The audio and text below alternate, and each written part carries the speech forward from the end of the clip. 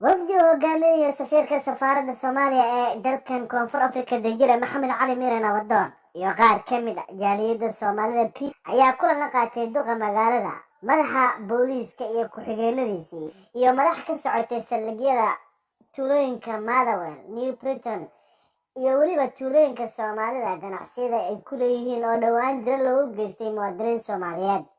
Danjiraha iyo jaaliyadda ayaa cabasho u gudbiyay madaxdii ka socotay Koonfur Afrika, waxayna hordhigeen dhibaatooyinka ganacsatada Soomaalida ku qabaan burcadda u dhalatay dalka oo inta badan dilal iyo dhac joogta u geysta ganacsatada Soomaalida.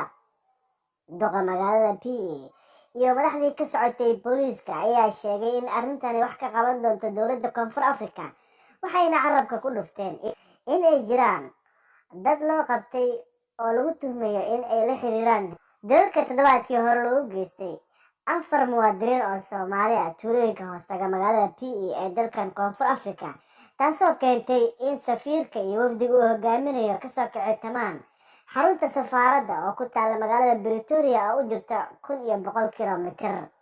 Shirka kadib ayuu danjiraha la hadlay warbaahinta qaranka.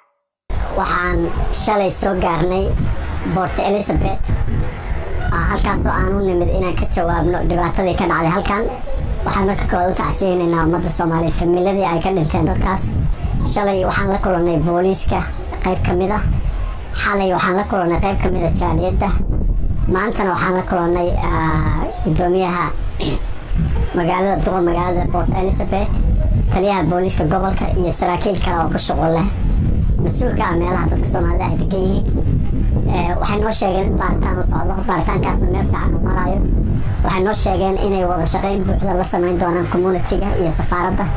Xubnihii markay shirkan jaaliyadda Soomaalida ee magaalada PE ayaa u mahadceliyay safaaradda isku xidhka dowladda Koonfur Afrika iyo jaaliyadda Soomaalida ee gobolkan.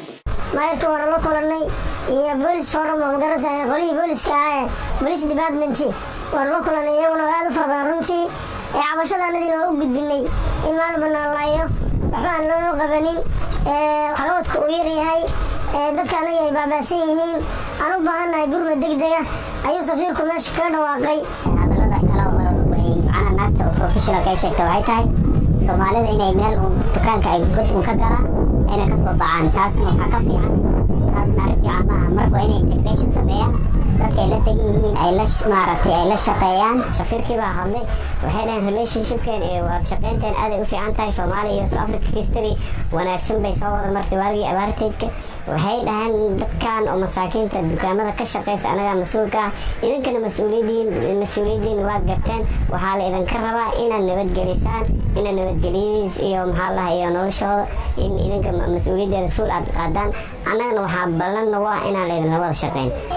Wafdi uu hogaaminayo safiirka safaaradda Soomaaliya ee dalkan Koonfur Afrika Danjire Maxamed Cali Miran Awadoon iyo qaar ka mid ah jaaliyadda Soomaalida ayaa kulan la qaatay duqa magaalada, madaxa booliiska iyo ku-xigeenadiisii, iyo madax ka socotay saldhigyada tuulooyinka Motherwell, New Britain iyo weliba tuulooyinka Soomaalida ganacsiyada ay ku leeyihiin oo dhowaan dil loogu geystay muwaadiniin Soomaaliyeed.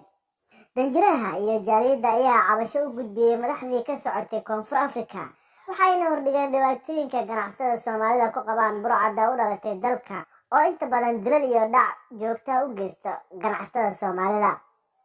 Duqa magaalada PE iyo madaxdii ka socotay booliiska ayaa sheegay in arrintani wax ka qaban doonto dowladda Koonfur Afrika, waxayna carabka ku dhufteen in ay jiraan dad loo qabtay oo lagu tuhmayo in ay la xiriiraan dalalka toddobaadkii hore loogu geystay 4 muwaadiniin oo Soomaali ah tuulooyinka hoostaga magaalada PE ee dalkan Koonfur Afrika, taasoo keentay in safiirka iyo wafdiga uu hogaaminayo kasoo kici tamaan xarunta safaaradda oo ku taalla magaalada Pretoria oo u jirta 1,100 kilomitir.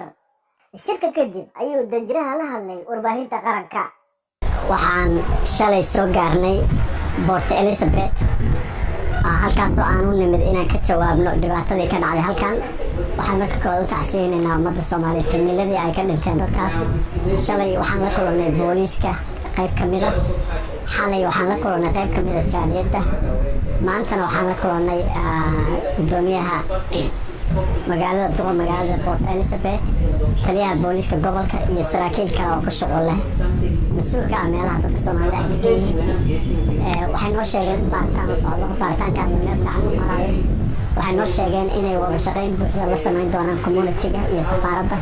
xubnihii markay shirka jaaliyadda Soomaalida ee magaalada PA ayaa u horreeyay safaaradda isku xidhka dowladda Koonfur Afrika iyo jaaliyadda Soomaalida ee gobolkan.